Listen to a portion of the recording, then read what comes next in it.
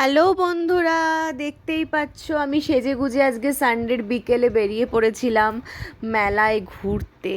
এই বছরে প্রথম আমাদের রথের মেলা বসেছে একদম আমাদের বাড়ির সামনেই, যেহেতু একটা জগন্নাথ মন্দির আছে তো সেই তার পাশেই আর কি রথের উৎসব উপলক্ষে সোজা রথ থেকে উল্টো রথ পর্যন্ত একটা মেলা বসেছে প্রথমবার।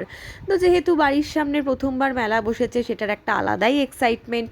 তো আজকে সানডে, সব পড়ানোর ছুটি ছিল, তো আমি বেরিয়ে গিয়েছিলাম মেলা দেখতে। দেখতেই পাচ্ছ কি সুন্দর সুন্দর দোকানগুলোতে কি সুন্দর সুন্দর সব জিনিসপত্র রাখা আছে আর ভীষণ রিজনেবল প্রাইসে সব কিছু ছিল।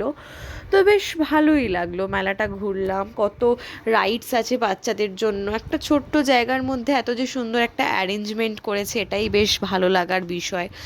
অনেক মানুষ ভিড় করে সব কিছু কিনছিল, তো বেশ ভালো একটা এনভায়রনমেন্ট তৈরি হয়েছে এই কদিনে।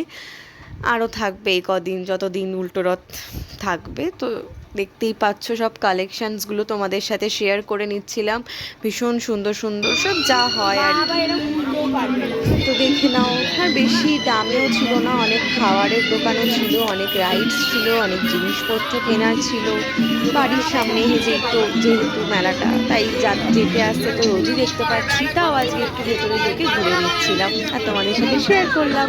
টাটা।